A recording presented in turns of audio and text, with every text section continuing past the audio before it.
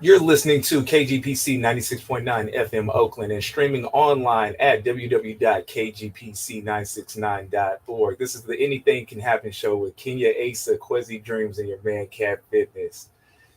Ooh. Y'all ready for today's episode? This is like a deep episode. Yeah, I don't know if I'm ready. We changing the gears today. Yeah, a little bit. This conversation is like a real conversation that we need to have. Yeah. And we have like some solid people about to give some great information. Absolutely. Miss Kenya, can you give our viewers an introduction of who we have in the building today? I certainly can. I am so excited about today. I know I always say that, y'all, but you do always say that. I do always say that, and but it's always true. Yeah, exactly. It's always true, but like you just said, we are really switching gears today, so I'm really excited about the information and education we're about to lay on the people today. Mm-hmm. So we have Mellay. I'm going to try to pronounce this. Menelik. Is that right? Hey. Mellay Menelik. It only took 2 tries. And and Remhai Menelik. Yes.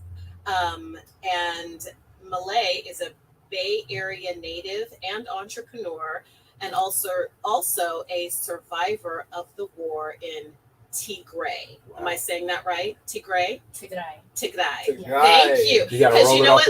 Let me just tell y'all that I got my pronunciation from CNN. Yes. So I'm glad that I'm getting it from you. And Remhai Menelik is co-founder of Free Tigray, which is a non-profit focused on preserving the identity and freedom of Tigrayans. Yes.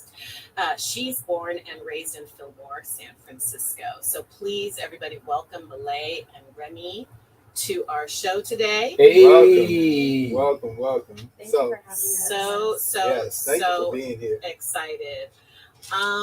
Yes, we have these amazing ladies in the studio, and they're going to talk to us today about something that's happening that very, very few people know about. But if you're tuned into this, that means you're meant to be here. Let's start first things first. So, Mellay and Remhai, correct? Mellay and Remhai. I can't mess that up. I can't mess it up at all. So, where y'all ladies from? Let's start with some quick background. We're from Fillmore originally. Hey, the Mo. Shout out. We grew up there. Still there. Wow. Yeah. Wow. Okay. And I'm assuming that y'all are from Tigray. Yes. The place. Okay. Our Okay. parents So were born in Tigray and they came here as immigrants in the early 80s. the early 80s, y'all are first generation. Yes. Congratulations. Tell us a little bit about that experience. I know we don't talk about that too much on the show, Right. but your experience as first generation, what we call immigrants. Like, what was that like for you? Yeah, our parents came here for school from Ethiopia in the early 80s, both of them. And they put themselves through school. We grew up in a restaurant, actually. Our parents had an Italian restaurant in North Beach when we were growing up. Italian? Okay. I was about to, Italian. I was about to say that was, man, I thought you were going to say like Yeah. Ethiopian or something. Yeah, no, they bought an Italian restaurant off this old Italian guy. Wow. We grew up Got there. all the recipes from Everything. Okay. Everything, Wow. yeah. And so we watched our parents really come from nothing and build themselves up. Yeah, which is powerful. Yeah. It's very powerful. And what were some of your earliest memories being here? And like, did you move immediately to SF when you first got here? We were born. I was They born were in born in Cisco. Oh, so okay, so you were born here. Mhm. And like, what were some of your earliest memories in the city? I remember real Fillmore. When it was still colored people in Yes. Fillmore. Y'all. Right. Yeah. The originals. goodness. Right. Yeah. Right. I remember that it doesn't feel like home right now, Mhm. for sure. So Wow. That's crazy when we can go back to our old neighborhoods and it doesn't feel like the neighborhoods we grew up in. Oh, sure. yeah, Yeah, and you're like, dang, I have so many just beautiful memories of this place, and now it's just like, yeah, it's not it anymore. the faces are different. The Yeah. places are different. Things that you thought would be there forever aren't there anymore. Yeah. Absolutely. Yeah. So that's difficult to see now, I think. Yeah. Can I ask you, so your parents are both born and raised in Tigray until they came over here. First of all, let me ask you, where did your parents go to school? Both of my parents went to school. My dad went to Golden Gate University, and my mother went to San Francisco State. Hey, Okay. both Yeah. good schools. And so let me have either of you ever been to Tigray? Traveled to visit? Both of us, yes. Oh, And okay. I was living there for the past 3 years, Oh Wow. wow. The past 3 years, Yes. like consecutively. consecutively. Wow. Wow. And so you have, first of all, let me just say, for those of you that don't know, and I know there are plenty of you out there is a very serious conflict in Tigray right now, right? Yes. And so what I want to know is, what was your experience? Did you have an experience? I'm sure you must have experienced something being there for the past 3 years. Yeah. The war began on November 3rd of 2020. Mm. I moved there a couple of years before to start a commercial farm with my mother. Wow. She's my business partner. And, we were working to develop that. And the day the war actually started was the day we completed our first harvest after investing in this land for 5 years. So we Wow. planted our first seeds that day. Oh my gosh. And I just remember getting home. It's in a very rural village called Mohoni in Tigray. And I remember my house where I was living at the time was 3 hours from there. I got home.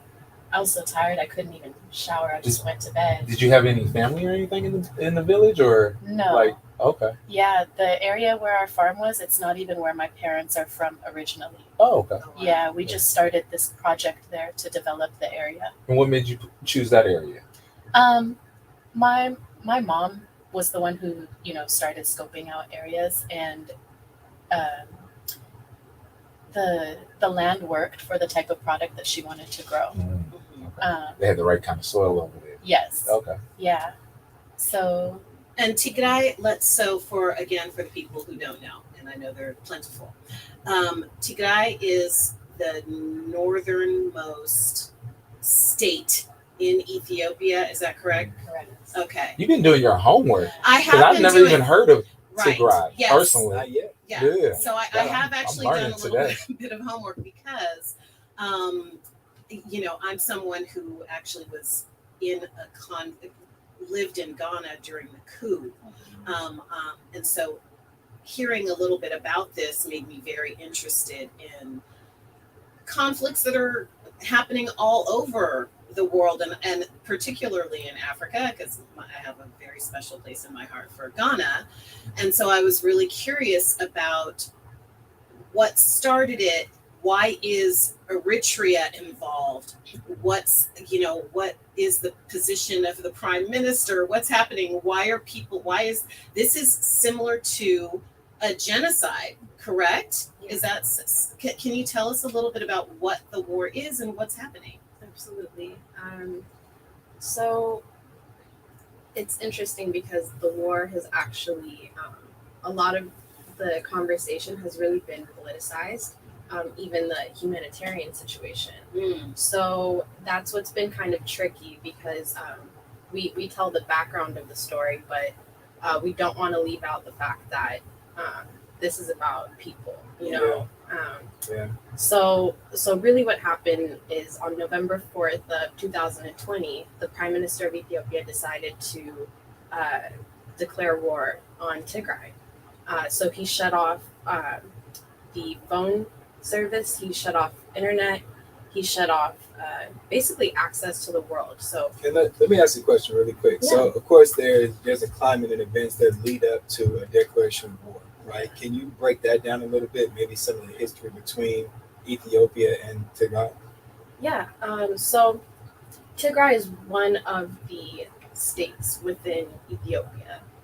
So Ethiopia has a federal system. So just like the United States has different states like California, and California has its own government. That's kind of the setup in Ethiopia as well. So Tigray is actually a minority group. So there are only 10 million Tigrayans in Ethiopia out of 10 million. yeah, out of the 120 million Ethiopian population. So we are a minority group, and a party from Tigray was in power for a few decades. Really? Yes, Impact in Ethiopia? in Ethiopia. Interesting. So can I? Is that the? I want to. Is it like the TP? Yes. Tell me what that It's is. the TPLF, Okay. the Tigray People's Liberation Front, which actually formed 30 years ago in response to another genocide. And their Jeez. intention, similar to their name, Tigray People's Liberation Front, was to actually liberate Tigray from Ethiopia. Yeah. And this was happening at the same time that Eritrea was fighting for its independence from Ethiopia as well. Oh, wow. So they had their own liberation front. So it was happening simultaneously. But when Tigray People's Liberation Front overthrew the Ethiopian regime, instead of becoming independent the way that Eritrea did, they decided to remain a part of Ethiopia. Yeah, so that's important because I'm sure, well, I have friends from Eritrea who have kind of broken down the situation between Eritrea and Ethiopia, and we know that they became essentially independent nation, right? So why would Tigray choose, if they're going based on the coattails of Eritrea, why would they choose to stay a state? I think that at that time, it seemed to be a benefit to Tigray, and they looked at it as an opportunity for Ethiopia to grow and prosper, which it did over those decades. There was a lot of economic growth. Yeah. So it was a great partnership at one point. Yes, Okay. it was. Even after the genocide, like the 30 years ago genocide. And the thing is, Tigrayan people, we lost so many family members during that genocide. Whether that was to the famine, there was a man-made famine, so over 1 million people were starved to death back then, or to the war. So it, in a lot of people's hearts, it was kind of difficult to accept and adjust to, I can imagine. being a part They're of Ethiopia. Yeah. Yes, but it was looked at as the optimal option for for Tigray. For sustaining. It's Yeah. kind of like Black people in America, right? Very similar. So what? Let me ask you this: because I'm sure when it comes to East Africa, most people have heard about Ethiopia or know Ethiopia is a country in East Africa, like Rastafari and that whole history. Yeah. What is the deal with Ethiopia? And is that something that happens throughout all of Africa, with like larger states attacking smaller states, or is there something within Ethiopia that has led to this history? Yeah. Well, so there are many different groups within Ethiopia that have their own languages, their own dances, their own cultures. And Tigray is very different from a lot of the other Ethiopian ethnic groups. And we have our own identity and culture. And so right now, Ethiopia is basically a construct that it's a bunch of different groups that are forced to coexist with different views, different cultures and practices. And so now, is that due to European influence? Because when Europe essentially colonized, they created a lot of what we call state lines or country lines, right? Is that due to that history, or was that prior? I think it's both. It was something that was internal, and also there was a king named Menelik, and he actually, like y'all last name? yes, but Are y'all related? we're actually Two Meneliks. It's only one Menelik. We got royalty in the building Yeah, today. royalty. Got it. Come The on. Meneliks. Shout out. And I watched Coming to America. Oh my God. Wait, the first or the second? The first one, definitely the first one. We're related to the one who's from Tigray. So Okay. the other Menelik. exactly, and that's important because we don't like the second one. He's connected to a lot of a really awful history and harm to different ethnic groups, and he actually sold Eritrea to the Italians, and He sold it to the Italians? yes. So when people say Ethiopia was never colonized, they don't realize that there was actually an agreement that occurred between Different colonization. exactly. So, and then it was also colonized from within, from the way that he was oppressing different groups and like the internal wars. So, what was happening to Tigray was that we, for generations, the other Ethiopian emperors had not allowed us to practice our language, dance, or practice our culture. Yeah, So oppression. it's another form of oppression, and they enforced us practicing other languages, which is a form of colonization. So Oh yes. Man, Yeah. it's crazy how they try to strip people of everything that they know. Try to. Yeah. You know what I'm saying? It's the, whew. Yeah, it's really interesting. Like I know here in America, what we call, so-called Negro Americans, Black people, we have a very limited view of the world, like many Americans in general, right? But it's so interesting how these things that we've attached to white people, like these forms of oppression, exist all throughout the world, right? So even hearing what y'all are talking about, it's like that people are doing this to each other, right? Which is, I hope, helping to expand people's worldview. But in terms of the current history, right? So we talked about kind of the climate leading up to where we're at now. What is happening in Tigray right now? Yeah, do you want to go ahead? Right now, at this moment, since the war started, right, there is a siege on the land, so there's a complete blockade. They are not allowing, the Ethiopian government has effectively stopped aid from entering the region of 7 million people. So our last effective hospital, maybe they have a little bit now, but a couple of weeks ago, were rewashing gloves to Oh my reuse God. gloves. They were rewashing. Like the doctor gloves? Yeah, like there's only for 7 million people, there was only one operating hospital. Wow, 7 million. What? Yeah. We need 100 trucks of aid per day minimum to mitigate the problem. And I believe it's months now. Only 67 trucks have been allowed to enter. Right. There are no So phones. when you say been allowed to, can you break that down for us? Like been allowed to enter, what does that mean? So there are roads that come in, right? To let's say there's a Yeah, to road like that leads the into California, areas. right? Yeah. The government has blocked that entrance. Wow. Yeah. And how are they able to do that? It's funny that you brought that up. Even while I was living there, while there was peace, they would block it to subjugate us economically so that we couldn't Wow. get things in, so that prices for everything would inflate.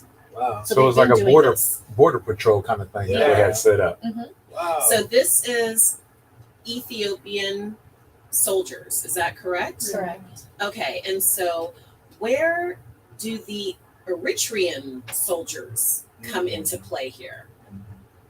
So Eritrea is our northern neighbor, and we share a border with them in Tigray. Mhm.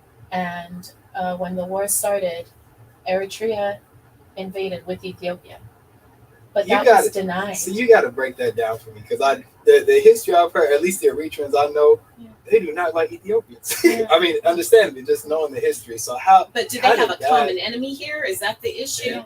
So in 2018, I believe, the Prime Minister of Ethiopia was given a Nobel Peace Prize for quote unquote making peace with Eritrea. And at that time, When was this? this was in 2018 or 19. Oh wow. He was okay. was it 19? Recently. 2018, the Nobel Peace Prize Wow. recipient, I believe. And at that time, it was a quote unquote, I have to say again, peace agreement. They made peace, and they opened the borders for a little bit, but then they closed them immediately. So I'm not sure. For me, it was, the way I view it was like something for show. That's what I was about to say. It was Yeah, all for that Peace Prize. performative. And And so also this prime minister is like the youngest prime minister, right? He's like 45 years old or something, right? And so I Obama. wonder if some of this performance that he's shown to be doing, if that is a way of saying, putting out like a new type of current regime, instead of like rejecting the old ways. Do you want to start? Yeah, so I think Abiy Ahmed, that's the Prime Minister of Ethiopia, the current Prime Minister, he definitely puts on a show and has kind of misled a lot of people in the world, thinking that he was a reformer and a man about peace. but he is actually, since he's been in power since 2018 and we're now 2022, is responsible for one of the deadliest wars in recent history. This current war? This current war, which Wow. the death toll is actually at 500,000 Wow, over the last 2 years. 2020? over I think 17 months, so not Yeah, even yeah. 2 years. Wow. That's a lot. Yeah. Woo, Yeah, you know? that's It's big, a man. it's a really glaring number. So he's still able to attend different events. Like European Union will, hold these different world events, and he's still, kind of welcomed. And it's really odd because that isn't something that would be allowed for someone like Vladimir Putin, who is really being scrutinized right now in the public eye. Yeah. But the war in Ukraine the death toll is now at 25,000. We've seen so much action. Wow. Yet for Tigray, there's no action. There is Yeah. no emphasis on an urgency. And in Yeah. fact, the United States policy has been to really, Silence. silence. And And why is that? Why do you think that is? I think it's their interests. It comes down to their interests and how they want to play this. What they say is that they want to, they don't want to offend him in order to get him to, move and do things. Manipulate. Exactly. But there are different world powers involved in this war: China, Russia, and the United States, obviously, all have interests. And the Horn of Africa is such a really important geographic location. And Yeah. resources. Exactly. Right. So they all have interests, but our interests are obviously for our people and not tied to any political Yeah. party group. We're just thinking about our families that are in Tigray. We're thinking about our neighbors. We're thinking about helping save the population. We want our language and culture to continue to exist for the next generation, and that's something that we've had to try to fight to bring to light, because Yeah. we talk so much about the politics, but there are real people behind these numbers, Yeah. connected to families. So are they providing any kind of like visas or anything for people that want to get out of Tigray because of the war? Not in the same way that they are for Ukrainians. Man. I want to say that because Linda Green Thompson made an announcement today about how Wait, they who were is open. this? Linda Green Thompson, she's the United States ambassador for the UN. Okay. and she made a statement that said, we are happy to welcome Ukrainian immigrants with open arms. Yet we saw months ago what they were doing to Haitians when they were literally Yeah. physically whipping Oh yeah. Yep. so in it's broad daylight. in broad Yes, daylight. they were in broad daylight. And she is a black woman making these statements. Yeah. And I just don't understand how these representatives, I understand they answer to people, but how you so confidently just looking at a camera or what's supposed to be people's faces and make these statements when you don't even follow that for people that look like you. It's politics. It's politics, but It's it's hard to digest that. Like, It I is know- hard. Yeah, absolutely. Yeah, Yeah. and things get murky, and that's what I really want to ask. Aside from, there's a specific reason we brought y'all here today, not just to be our history books, right, but because of the movement that y'all have taken on in order to spread this awareness, right? But let's say we had somebody from Ethiopia here, right, and if possible, what would they say? Just like they have the Israel-Palestine conflict, right, and everybody has their side, everybody has their story. What is Ethiopia's side? Yeah, so Ethiopia, unfortunately, has been, they operate the news within Ethiopia. Mhm. So it's state-run media. So you don't really have independent journalists operating there. And they've also not allowed journalists to enter Tigray. Ren, not to interrupt you, but just to give them context, when I arrived in Addis Ababa, the capital city, after escaping the war on the 20th of December, 20-something of December, nobody knew what was happening in Tigray. This isn't the capital city. So let's say you're in San Francisco, you don't know what's happening in Sacramento. Wow, it's that close. Yeah. Yeah. So it's Wow. like, That's how much they control the state media. I was running from drones. I was running from bombs. I was drinking river water. Wait, who got drones? Ethiopia got them from Ukraine. Ethiopia from got drones? Yeah. Well, there's a huge part of the problem that I, in the little bit of research that I did with the problems that are going on in Ukraine, there's been that has affected Tigray, right? Because there's, like you said, on the ground, they're stopping anything from going to the people. However, the Ethiopians are still able to get weapons and things like that from the Ukraine. Exactly. Yeah. Yeah, no, which is the really unfortunate thing, and that's what we're actually focused on advocating for, at least from here.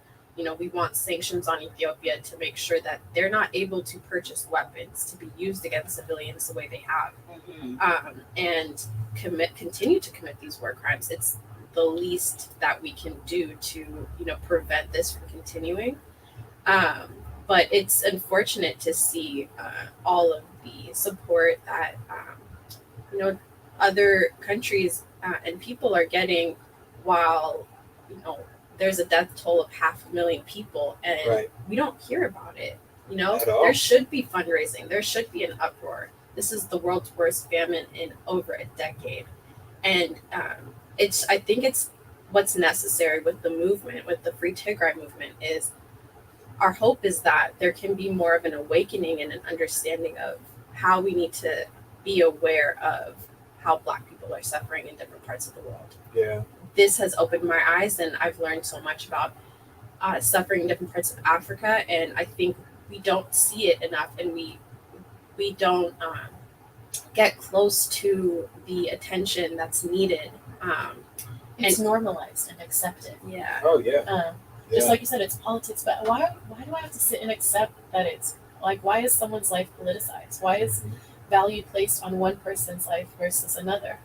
You know? Humans. Well, when people are shown by the media, right? Oftentimes, and we know this especially about Africa, people think that I have actually met people who don't know that there are buildings in Africa, because the way that it is shown in the media is like always Africa as like one country. There are people who think that Africa is a country, you know, and so then what you see is starving children and save the children and you know, everybody every kid, huts.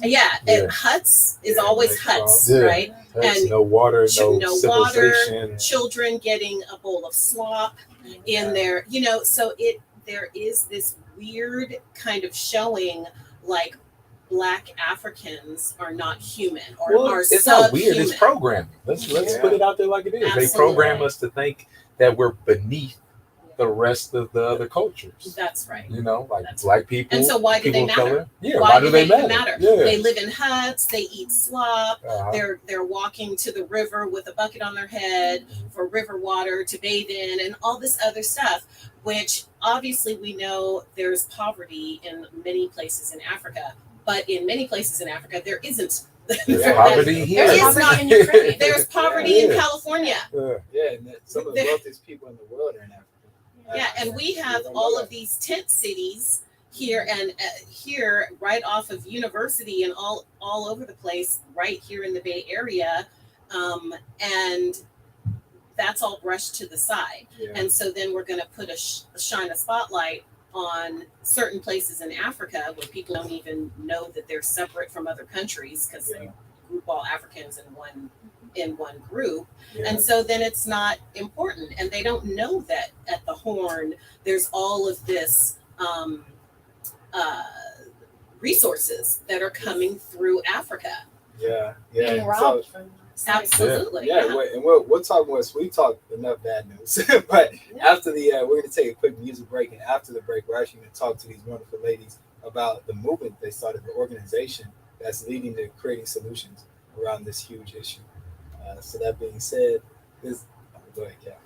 Oh no, I was going to take us to break. Okay, All right. the show with Kat, Kwesi, and Kenya. Thank you for tuning in. KGPC969.org. That's KGPC969.org to listen to us live. But that being said, Kat, who do we got today? Oh, I'm gonna surprise everybody, y'all. All right, Get ready for this music break. stay tuned, y'all.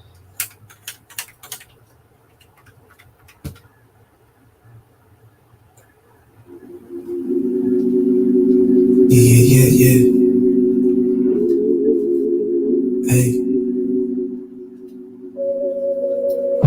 I look at every action as a chess move. I mean, I always make the best move. Gained a little more ground, never expected nothing less than pay dues like a bill collector. Took direction from the elements and new perspective. It's often needed when you never had a clear direction. Brick over brick, I'm building over complaining.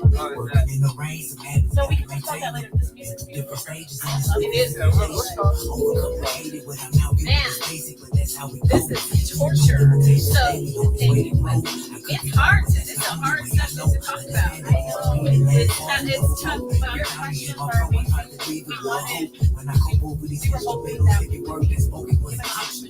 Feeling love with hip hop before we went digital. Look, saved my life.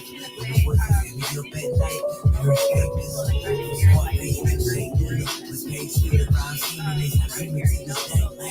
And this rain, I don't wanna wake up. Conversations with my family, always want to stay up. When the homies ain't told us, we was on the way up. Just been pushing every morning like a layup. But the high road, no lies, and that's the same. Talking about the evolution from a prince to a king. Nah, man. I'm talking about the evolution from a prince to a king. Yo, it's unsigned without a cosign. Every time I post, I say I'll blow up in no time. I guess it's no time. Sitting on this finish just like sitting on a gold mine. Every artist has a story, it's important as you know mine. I second guess my lines like an answer on the skin drums. Why different women with a chin into a clamp on. Do a different tantrum when you tramp on. The feeling, some call it play, I call it beta. Times of being light skinned, we used to get the favors. Pretty boy, 4x4 modeling appointments. Back when I was cooking in Brooklyn with Jesse Watkins, he didn't even charge me. 19 to 10 June, and they didn't even card me. Consequence when travels outside, they beg your pardon. You gon' let me squeeze in before the roses in the garden. Situation was disheartening. I could tell you stories that will make you enraged. I know someone sold they self for simple things I was paid. I wish I could tell you more without showing my age. Abandoned arrogance, but its appearance, some of it stay. But hey, it's more than syntax. Full page in GQG. I really did that. I was real like but you wanna be like me. You just didn't know it yet, but now it's in your psyche. Now you want something that's personal and unlikely. For example, I'ma tell you about this travel I had. Trip to English Glamour magazine, that bottle and bag. So much money, it's uncomfortable. So much so the homies that stagnant decide to come for you. Drunken nights comfort you. Sober mornings reassess the stimuli you run into. When I was making cake, I saw you sitting back idly. You couldn't catch a break and really that created a rivalry. So we'll talk about it. I had to cut some ties and you had never seen that side of me. About 20 minutes. So we'll talk You're about proud of me, made it as if you ever really got me. And now we speak seldom. When people ask us, tell them we just overstayed our welcome. But that don't say you're welcome. Truth is, I could turn back to grab the notion. Every time I steer back to something, I will be like, All right, we're coming back, y'all. we never get out of here.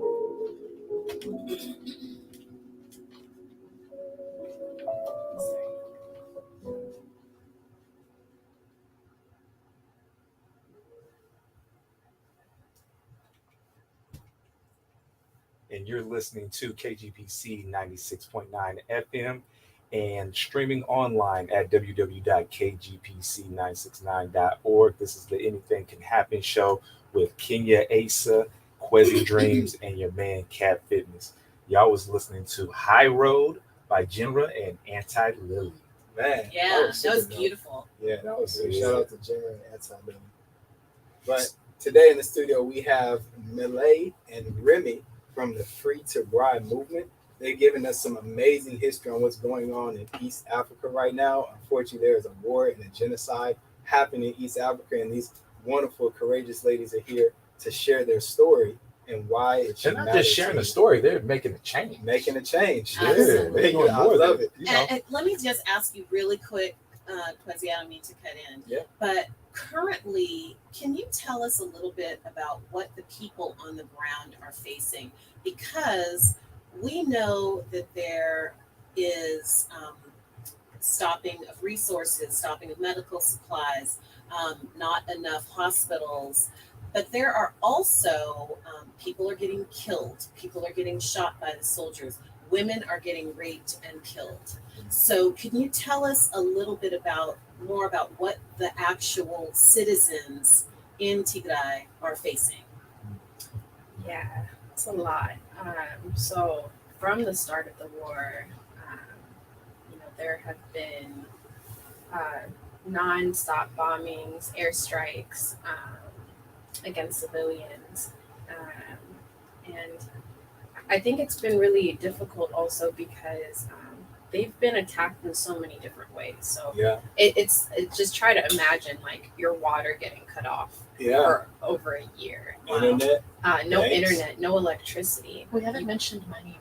You don't have access to banks, and you don't have access to your money. So it's really, really difficult to fathom this, but that's just the start. Wow. And then on top of it, you have soldiers coming in from air-trained soldiers coming in and committing awful massacres, gathering people and killing them.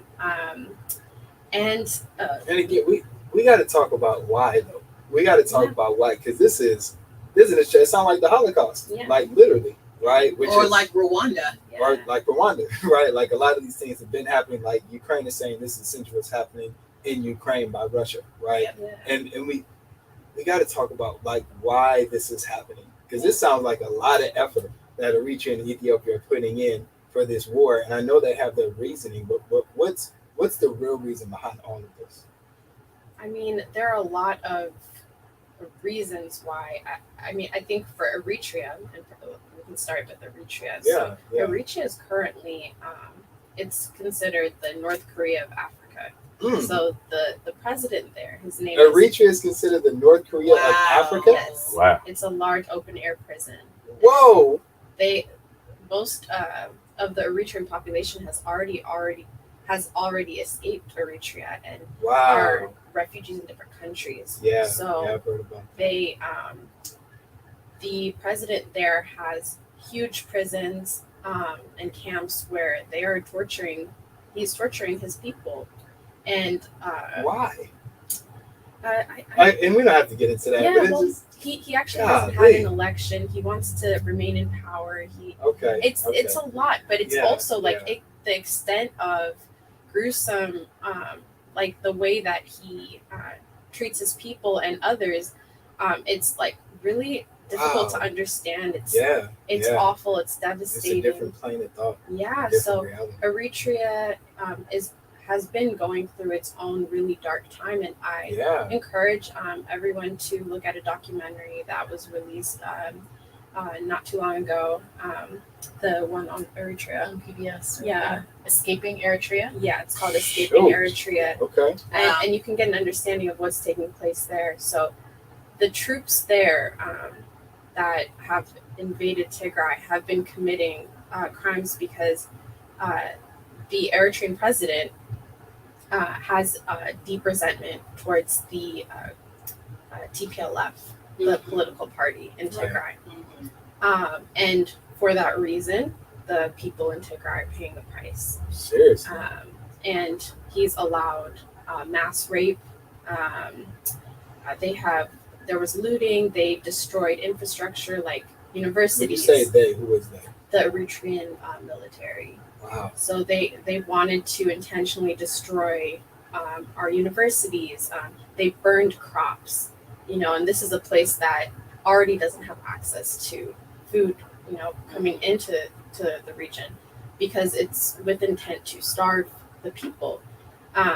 So all of these things, they're actually responsible for some of the worst crimes that have happened in this war. And it's so wild because this is the same thing that my Eritrean friend said about Ethiopia. At least what they remember, because it seemed like a lot of them were younger when that was happening, but the same exact stories is what y'all are telling us that, and it's just wild how that came around. We were actually fighting beside the Eritrean Liberation Front against Ethiopia. Did they forget?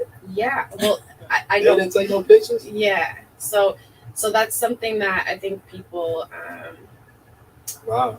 don't mention, but we had had a shared oppressor, Yeah. Tigrayans and Eritreans.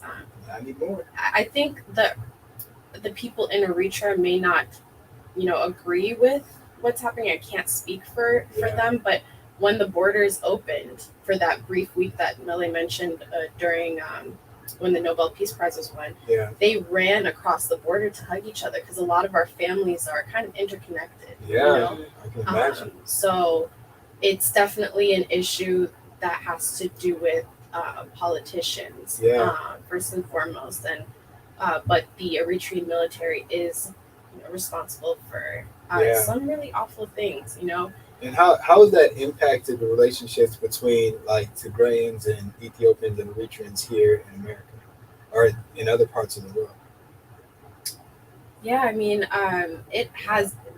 there has been a huge divide in the diaspora. There are a lot of Eritrean allies that support us that I know of, but there are also people who support the government in Eritrea. Yeah. So it really just depends whether or not they support the president who's leading this war.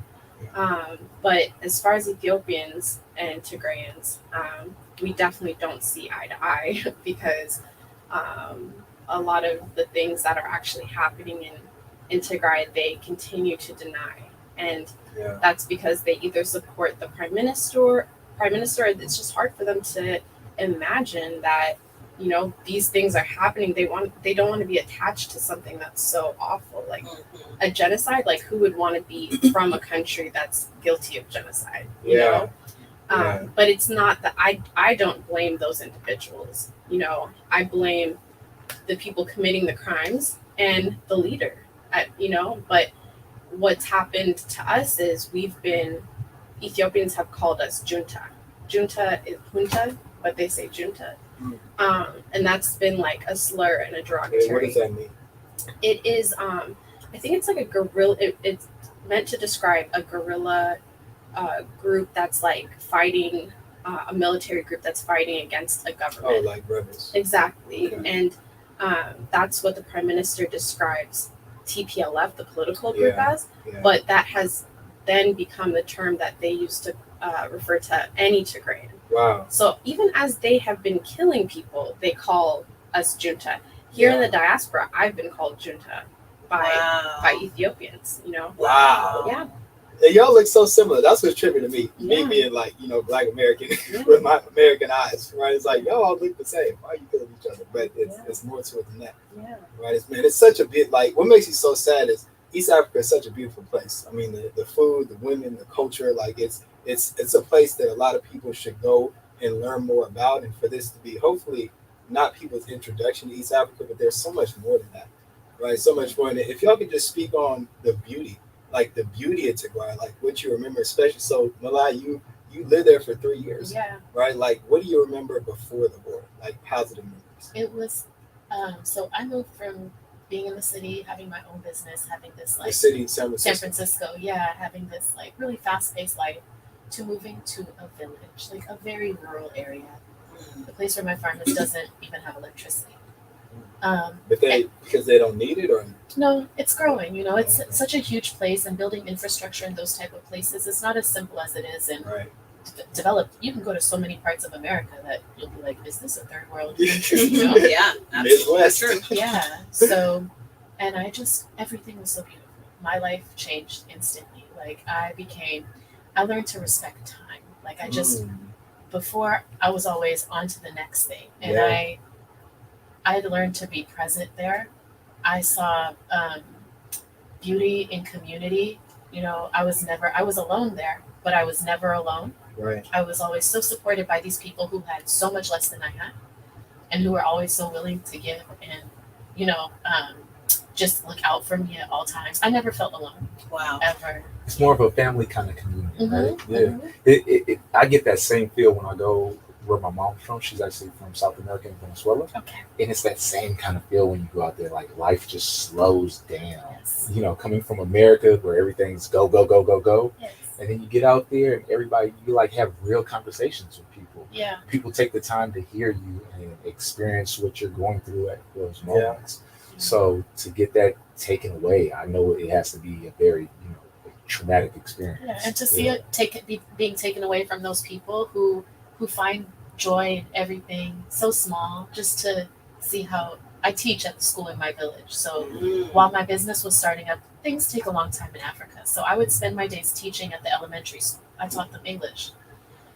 And I've never seen, I had everything given to me and I hated school. I was never in America. Like I was just never into it. But my parents gave me every opportunity. And I had these students that would be waiting in line, just for me to get there. Or if I was away for a couple of days, they'd be on my front porch, It's a game changer. For me too. Yeah. Right. Really, I feel so selfish. I feel like I gained more than they ever could have. Yeah, and I see you getting emotional. I could hear you while you were talking about it. And as someone who was able to get out, not only able to get out, but had some place to go. Yeah. I can only imagine, and I can feel your pain as you think about the people there. Your, like you said, your friends, your family, maybe some of your students. Yeah. Where are they? And they couldn't get out. Yeah. They had no place to go. No visas, like Exactly. you were saying, no access to money. I was arrested by the Ethiopian government, and my only thing that saved me was being American, having that blue passport.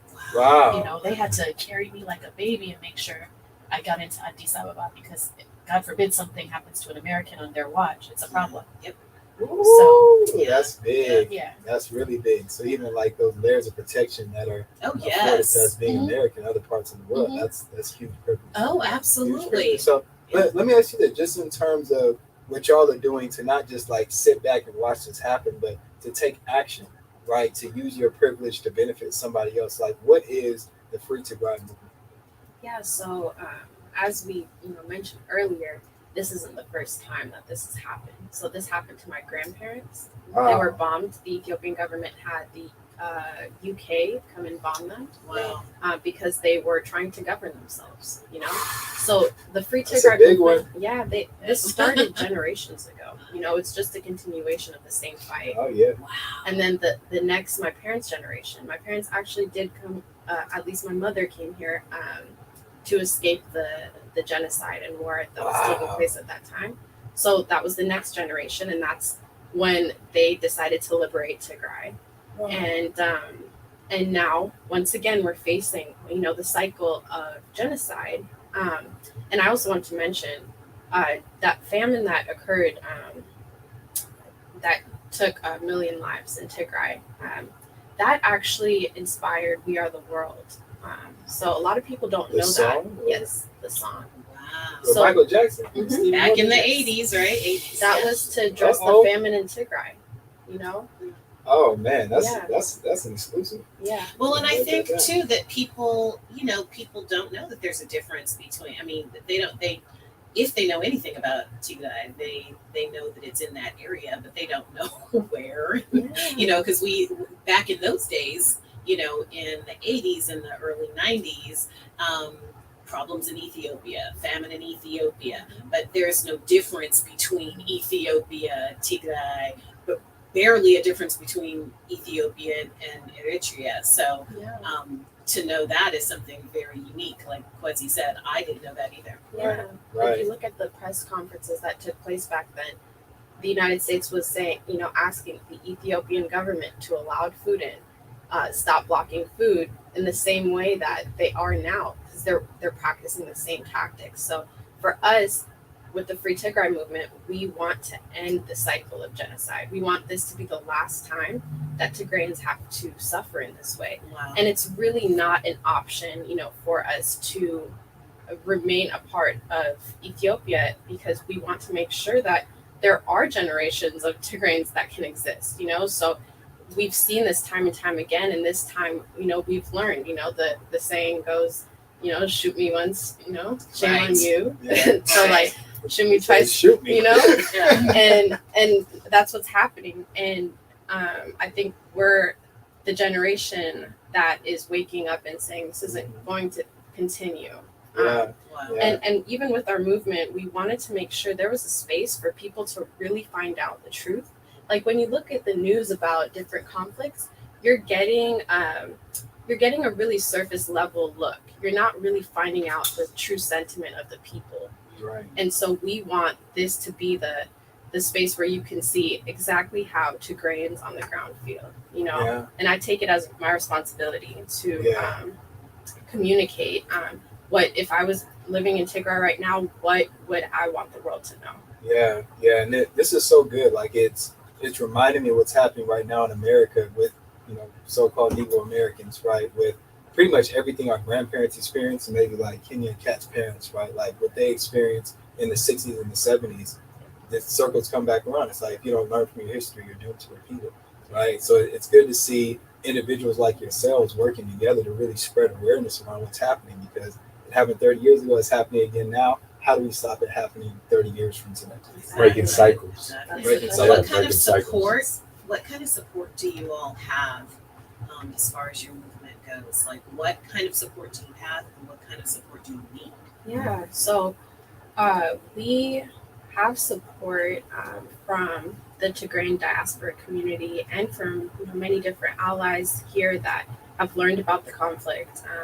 So the main things that we need are for people to amplify what's taking place, to share, to have conversations, because we really resonate with the Black Panther movement, and we understand that preserving and protecting Black lives everywhere is priority. So we need that support. We need the Black population across the globe to speak out against Black suffering. Yeah. And so we need like a shift in thinking and prioritization of different conflicts taking place in Africa and how we can help, end those conflicts. Yeah. We want to push for sanctions so that countries are not given the green light to kill innocent people.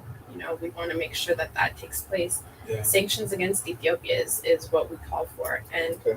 the last thing is donations. On freetigray.com, we have Say that site again. freetigray.com. Can So you spell Tigray? yes, freetigray.com. And we're also on Instagram at freetigray. That is simple. Yeah, exactly.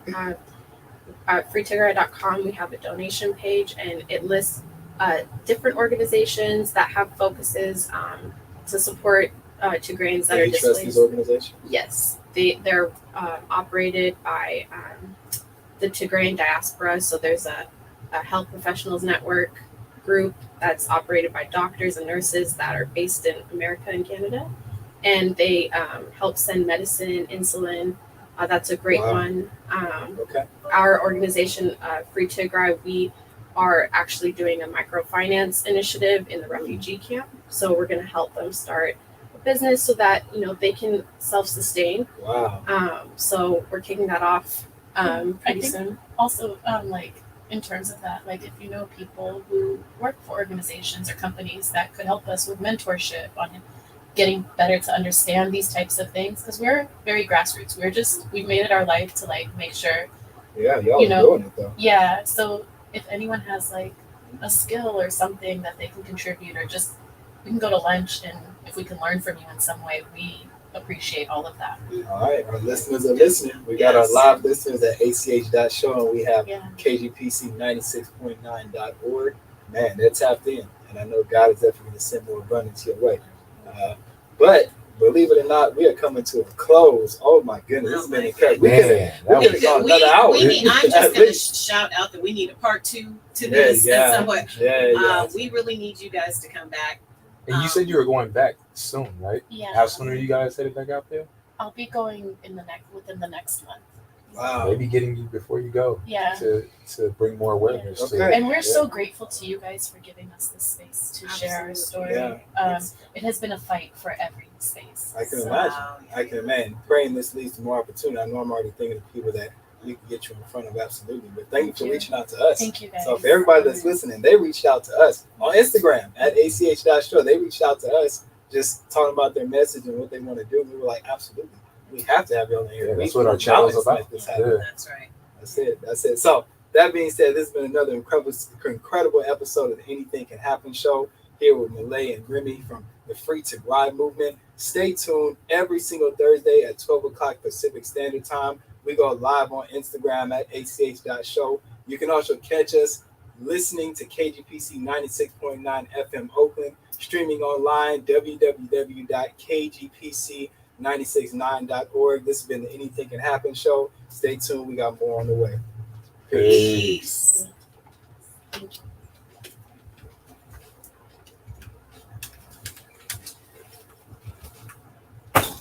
Okay. That was awesome. That was amazing. Thank you guys so much for Yeah. having me. Thank you for being here. I have to know briefly though how you guys decided to do this. To do Just the show in general.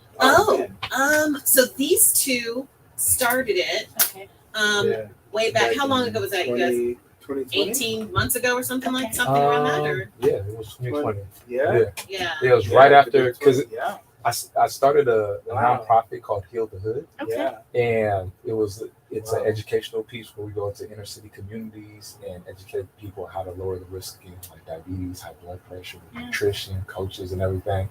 And we were doing those events, and in between time, I wanted to continue educating, right? And Kwesi was the financial literacy, and I was the fitness component. Yeah. And we started doing this IG Live. And then from there, we started doing the podcast. And then from the podcast, I already knew Felicia from doing a previous radio show with her. And she said she had a slot available. So we took advantage of taking this And radio I knew slot. Kat. I didn't know Kwesi, Uh-huh. but I had known Kat through doing public speaking stuff. Uh-huh. And I do wellness stuff. I'm a yoga teacher and I do self-care things. And so he and I knew each other through that. And then I was a guest on their show. Yeah. And One of the then, first ones. yeah, Yeah. I was a guest on the Kat and Kwesi show. Yeah. And then they Yeah. asked me to join, Yeah, you know, because they needed a female Yeah. perspective. Yeah, Oh, no, it's it's a a good one, too. beautiful energy. Yeah. Thank you so Yeah. much. That was fantastic. So Yeah. I really appreciate it. We're really grateful. Well, And yeah. do y'all ever feel like, what's the word? I want to say like threatened. That might not be the right word. Maybe like I kind of unsafe. wondered that But too, like actually. sharing because I've seen the Instagram page. Y'all are serious. I get hate mail at my restaurant. Okay. Yeah. Yeah. You know, I definitely do not care, because if I was there, I'd be risking my life to Yeah. fight. Like Mhm. that's 100%. I would be joining the fight. So here, I'm like, there are no fears that I have, but I've definitely been attacked. I've been punched in the face by Ethiopians. Damn. What? Here in America. Here in America, you know, at a counter protest, because we have to fight. You know, this is our fight for survival. It's like Yeah. everything. You Yeah. know. So to me, like, I don't have any fears around this, but we've definitely been like threatened Yeah. a lot. Who do you get hate mail from? Ethiopians? I think mine are Eritreans.